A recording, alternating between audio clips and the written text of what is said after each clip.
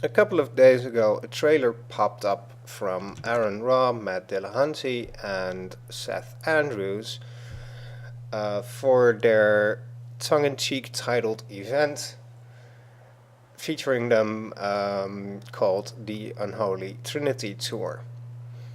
Gman put out a response video to their trailer. Um, and I'm going to take a couple of snippets out of the 30-minute video that G-Man created, because I don't want to end up with a 2-hour rebuttal destroying every dang point.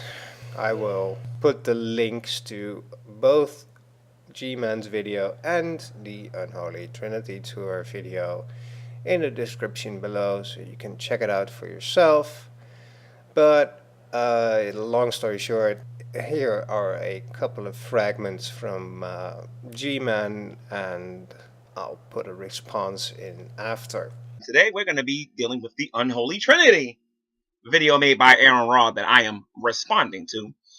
And so far, based on what you guys heard, so far, I'm pretty sure we got the same thing, that I'm not allowed to believe what I want to believe. No. This is the part that G-Man heard. So they ask me, why can't I believe what I want to believe? This is the part that G-Man overlooked. And if it doesn't matter what the facts are, then it doesn't matter what the truth is. And also, according to Matt Dillahunty, he claims that Christians don't have the moral high ground. Now, this was actually somewhat close to what was actually said. And I'm tired of living in a world where we stupidly sit by and allow people to pretend to have the moral high ground. Well, truth be told, it doesn't matter which bit of the Bible I'm going to address, because you heathens can't do Bible studies, of course. But G-Man, read the damn thing. It's probably just my interpretation of Matthew 7. No, fuck it. Moving on. My answer for you, Matt Dillahunty, is this. We do have the moral high ground. And if you want proof of that, I can make a video showing you how atheists treat each other. And I can also show you how atheists talk and treat the Christians. Frankly, this whole introduction minute or two boils down to that G-Man thinks he can't believe whatever the balls he wants to believe, and nobody freaking said that. You can believe whatever you want, it just doesn't make it true.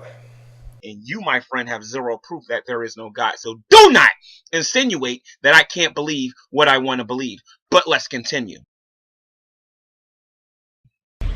When they are advocating and making excuses for moral absurdities and atrocities. And who's the person making the decision whether or not something is a moral atrocity? Who is the person determining what's good and what's evil, what's right and what is wrong? Who is the person that's doing that? Because the person doing that had better be a 100% all the time moral individual. And Matt Dillahunty, I know for a fact that person can't be you. It's quite funny to try and count the fallacies there, but obviously G-Man is trying to say, well, if you're immoral, how can you base that it's immoral? Duh. Jesus. And again, to clarify to G-Man, it is your opinion that Matt Dillahunty is immoral, and it's your opinion that he can't make such a distinction. Your worldview does not deserve respect just because you hold it. You know what, Seth? I agree with you. You're right. My worldview should not be respected just because I hold it. Neither does yours. Last time I checked, you was an atheist. You lacked a belief in a God or a gods. So do not be offended or afraid when somebody comes at you and asks you why do you lack a belief in our God or a gods when you have no evidence or no proof for that claim that you have. I'm going to put the link below instead of taking a snippet from it because it was amazing. But I could take an excerpt from the talk that Ozymandias had with Lenotaur the other day, in which this got entirely explained. Neither side can just shift the burden of proof to the other side. The one making a claim has the burden of proof. However, as we all know, Gman's trying to jump from the fact that in some definitions atheism is defined as the lack of belief, that therefore there is a positive claim that there is no God, which is only the position that the anti-theists take, not all atheists. Jesus, it's been only explained like 300 billion times in the last 3 or so years you've been on YouTube. For fuck's sake. Okay. The second thing I like to point out to you, Mr. Seth of the Thinking Atheist, while we both agree that our worldview should not be respected, I double dog dare you to talk about your atheism at your job outside of what you do with the Thinking Atheist. Now, if you don't have a job, then fine. Go out into your neighborhoods. Go out into the mall. Go out there in public and proclaim your atheism and get laughed right out of the building, because you know what? Chances are, if I'm with you as a Christian, people ain't gonna say nothing to me. But if you go out there and say, "Oh, I like a belief in a God or a gods because there's no proof," my friend, only then will you truly understand how stupid you sound right now. This part was actually so dumb I had to leave it in. No. And we can try and prove that all day long by playing clips from you back at you. Jesus. Oh dear. But that is all aside the actuality of things. And then still, no, that's not how it works. But the most silly part of this is that Seth Andrews is a public speaker. He's been doing both shows on atheism, but if you do one stupid Google search, you may have discovered that he's been doing Christian radio shows for a decade. Even the clip that you're taking in the background is him presenting something to a large crowd live. I mean, oh, wow. Just wow. You've had the epiphany that you don't owe it to the rest of the world to keep them happy. It's not up to me to prove that there are no gods any more than it's up to me to prove that there isn't Bigfoot or fairies or UFOs. See, Matt Dillon, honey, I have no problem with that. You don't have to disprove the fact that God does not exist. I'm sorry, you don't have to prove that there is no God. By all means, don't do it. Because you cannot disprove the existence of God, I'm going to continue to worship God. And if you are a Christian or a theist, continue to believe what you want to believe. If you believe Jesus Christ is only God,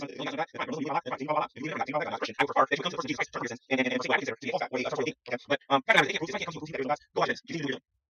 Matt Dillon, honey, can try to sound like he's smart all he wants, but if he can't prove to you that there is no God, then all he's doing is expressing his opinion. And we all know what they say about opinions.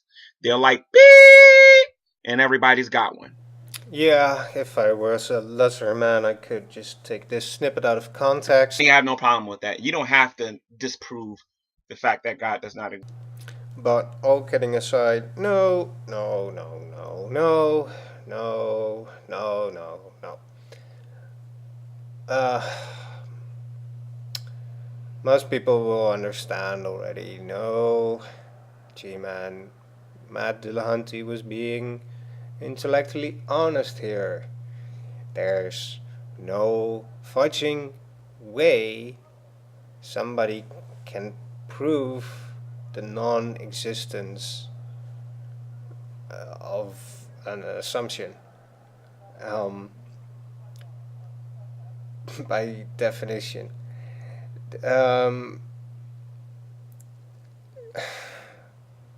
Go ahead, prove there is no Bigfoot, prove there are no fairies, prove there is no Santa Claus, prove there are no UFO landings. Go ahead, make my day.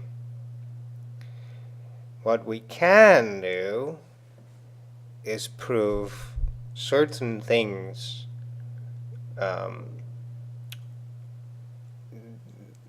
don't exist. We can show it's very likely that there is no Bigfoot because we've hung 1 million cameras in the forest where he's presumed to be, and we let them record for a week uninterrupted, and we've looked at all the footage with 1 million people, and we then can show it's likely that he doesn't exist. And therefore, we're inclined to say it's proven. But definitionally wise, no. You can't prove a negative existence. An Earth younger than the Sumerian civilization, Bronze Age humans who lived to be 1,000 years old. Does anybody think that it's a good idea to own other human beings? Does anybody think it's a good idea to subjugate women and keep them at a lower tier? Talking snakes, talking donkeys. Misogyny, slavery, racism, judgments against homosexuals. Flying chariots of fire, a floating zoo the size of a football stadium, piloted by a 600-year-old guy, filled with camels and penguins. It is bigotry, and we are against that. When all else fails, attack the Bible and you're a deconverted Christian. I don't know how many times I got to tell you atheists how stupid that really is. But let's talk about some of the things that they're talking about that's in the Bible. You know, slavery, the belittling of women, and all these other things that they're claiming that is in the Bible. But the funny thing is, if I had Matt Dillahunty here right now, and if I had Aaron Ra here right now, and if I had Seth the Thinking Atheist here now, and I start asking some tough questions like, did you actually read the Bible? Did you actually read the entire chapter? You saw the video I made concerning slavery amongst the Hebrews and whatnot. Yes, I saw you say that the people who disagree with you are wrong and don't know the Bible. And then when I offered you the verses and made the arguments, now your position has changed to, well, if God says it's okay, then it's okay. You're not even willing to admit that you're not even willing to admit that you were wrong about what the book says before. But there's a difference.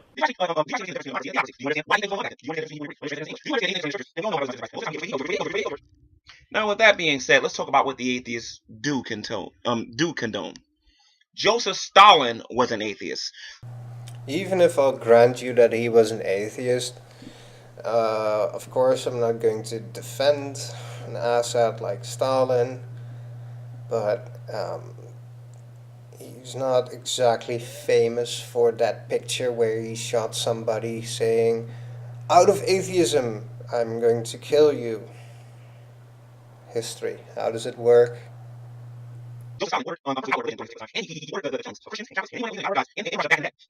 Then I can go into Adolf Hitler, and I can go into some of these other people that were atheists. I'm not going to say you can't. You can try. It's not going to work. You might want to look up the translation of Gott mit uns and how that was used.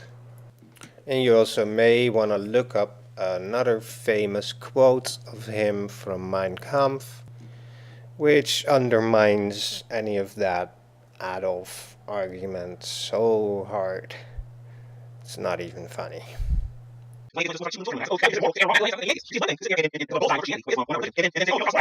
then when somebody puts a bullseye on atheism, you guys get angry, you get mad, and you get upset.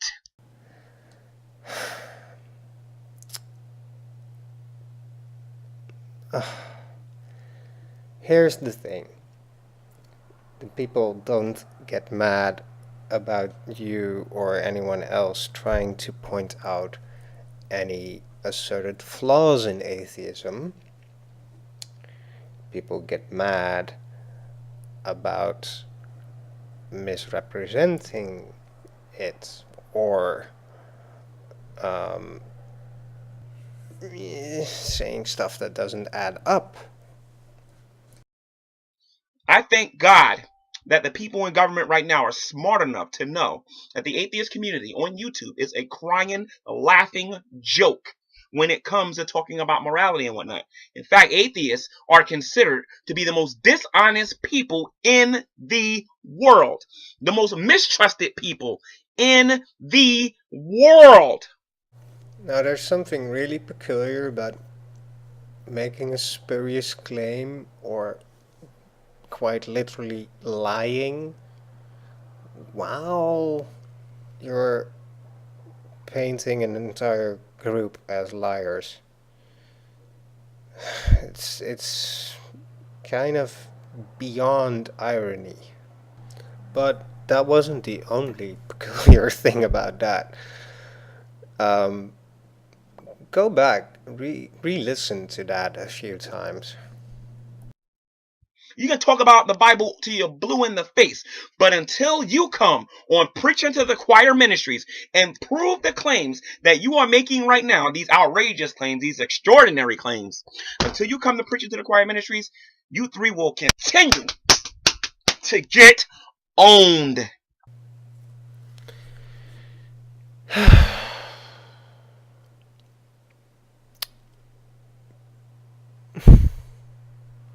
Having somebody rant and shout at you doesn't exactly equal being owned. Being owned in an argument means that the actual argument is defeated to be fallacious or not sound and valid. Why am I even bothering? Wow. Just wow. And so the more often you are told the thing that you already believe, the stronger you believe it. That's not an accumulation of evidence. That's an accumulation of ignorance. I can't believe you said that, Matt. I can't believe you actually came out your mouth and said that. I'm really disappointed. Because what you're accusing us of constantly hearing the same thing that we actually believe, is what you guys do. You see, every atheist I talk to, they all say the same thing when they're talking to people like me. And they're getting this information from other atheists. In fact, you guys started a mega church so that you guys can support each other with the same old nonsense. I'm not even going to say the obvious there. But oh my god. But I actually thought this would be the moment when he'd make a smart comment like, hang on, you're not using the same version of evidence that I'm using. Albeit that it's still not correct because Gman's version of evidence is a body of facts. And he kinda forgets the part about information, or he actually forgot the part or. And information doesn't need to be facts, it can be fiction. And he forgot the part about indicating. But No, he just went on a rant about how whenever he brings up the same damn argument, people bring up the same damn rebuttals. Now, it could potentially be because your argument is dumb. But no, it's because people are conspiring to give you the same answer. You know, how many different answers are there to 1 + 1 is 2? Same shit, Sherlock. Yeah, and the most fascinating stuff is in the last half, which we'll skip almost entirely because I want to leave something for you guys to explore. And because I already saw the time that this video is taking. So I'll only play one more part from that, which I found was kind of fun. And the other is that thank you for watching. About the Lord Jesus Christ, and it is the Bible. Seth, don't be jealous. We all know you have your Bible. It's called God No, and it's called every other book that's been written by an atheist to support your atheism. Try again.